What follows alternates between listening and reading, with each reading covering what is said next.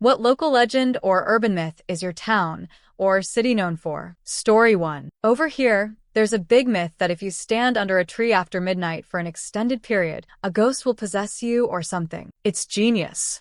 You see, at night, plants release a lot of CO2 from their leaves, so inhaling CO2 isn't the best thing ever. I guess this myth works in a way. Story 2. We have two legends where I live. The first is on a road called Pine Run Road. You can see shadows moving across the road. I've seen them myself. It looks like a shadow of a person in a walking motion, moving from one side of the woods to the other. When I saw it and my car lights hit it, it looked like someone disappearing straight into the tree, not around it. It gave me goosebumps. The second story is about a ghost woman known as the Suskin Screamer, named after Suskin Road, a back mountain road. I admit I don't have the nerve to try it, but the story goes that a woman was murdered there on her wedding day, and you can see her ghost. The catch is that you must stop your car in the middle of the night, turn it off, take your keys, and put them on the roof. Then, when you look into your rearview mirror, you'll see her sitting in the back seat. Story 3. La Llorona, the Weeping Woman, is a legend from Mexico. She's a spirit of a dead woman who drowned her children to be with the man she loved, but he rejected her. As a result, she couldn't enter heaven and was cursed to wander the earth every night. She roams lakes and rivers,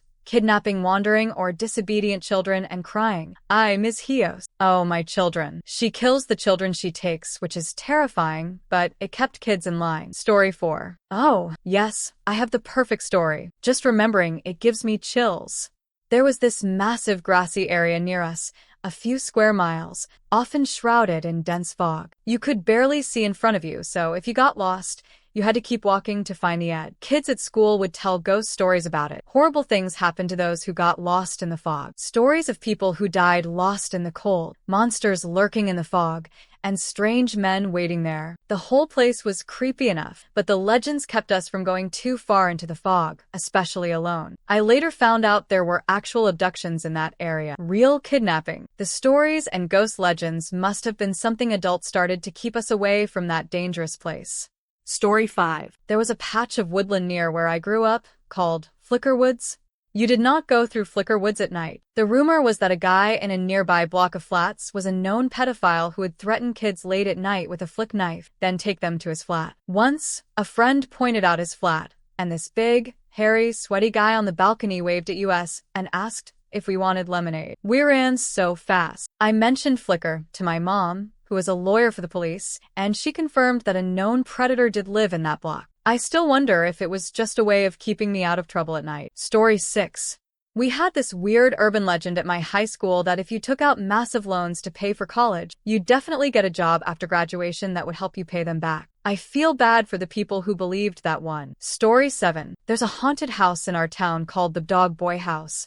Supposedly, a boy lived there who would kill dogs. When he grew up, he locked his parents in the attic. Eventually, he threw his mother through a window. The house has been in numerous articles and was even featured on a ghost hunting show. It's up for sale now with a sign inside that says, "Yes, there are ghosts, but they are friendly." There's also a haunted cemetery nearby, which has had Bigfoot sightings and was on another ghost show. I went there, didn't see anything, but it did feel creepy. Some graves are over 100 years old and are caving in. Story 8. Charman. There's a road where I'm from called Creek Road, and it has a bridge known as Charman Bridge. The story is that a group of teenagers burned an old man alive there. Now, Charman's ghost emerges from the forest and attacks people who stop on the bridge. He particularly hates teenagers and rock music. We even have our own Headless Horseman legend on that road. Story 9. In my hometown, it was common knowledge that tunnels ran through the town, forming a pentagram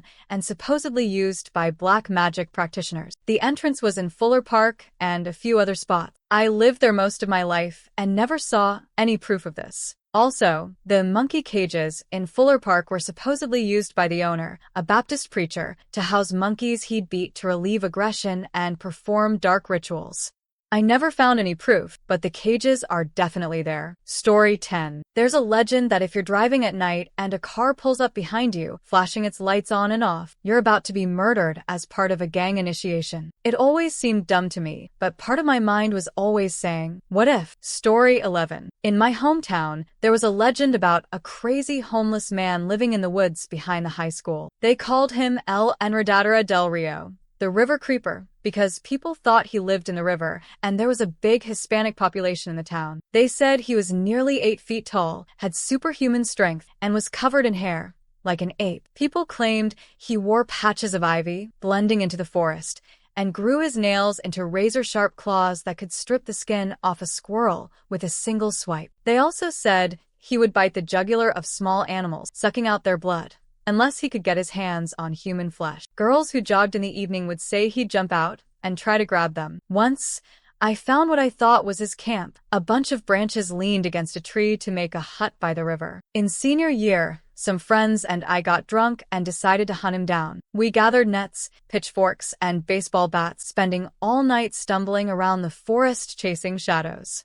It was amazing. Story 12. The Stanley Hotel in Estes Park, Colorado. This is the hotel where Stephen King had a nightmare and wrote The Shining. It's had many deaths over the years. I'm not sure how many, but it's scary. When you walk in, there's an overwhelming feeling of death and despair. People have all kinds of ghost stories from there, hearing a piano constantly playing, parties in the ballroom that turn out to be empty, and more. My favorite story involves Jim Carrey. When they were filming Dumb and Dumber, he stayed in the same room where Stephen King stayed years before. In the middle of the night, Carrey reportedly ran down to the front desk, wanting to check out ASAP, saying there was something in his room standing over him. When I visited, I had my own creepy experience. I heard footsteps behind me, even though no one was there, and then giggling and flickering light. The hotel offers ghost tours, and they keep all the mattresses where people died in a separate building. Creepy. Story 13. Irish guy here. One local urban legend is that,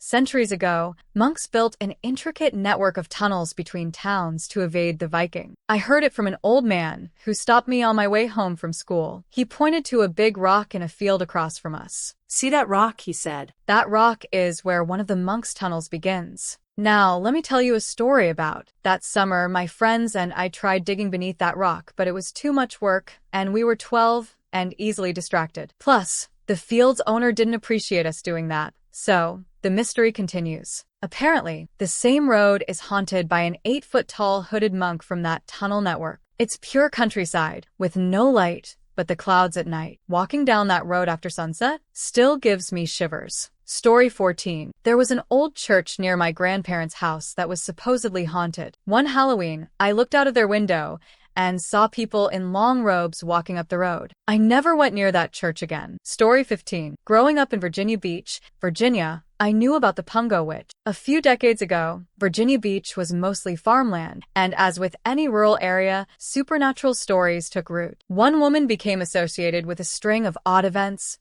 and naturally, she was labeled a witch. I've spoken to people who remember a trial where she was found guilty of witchcraft. Instead of burning at the stake, they threw her into the river to drown. For those who don't know, the belief was that a witch could save herself, but an innocent woman would drown and be granted entry into heaven. People who were there claim she walked across the water to freedom. Ever since, no one goes into those woods alone at night.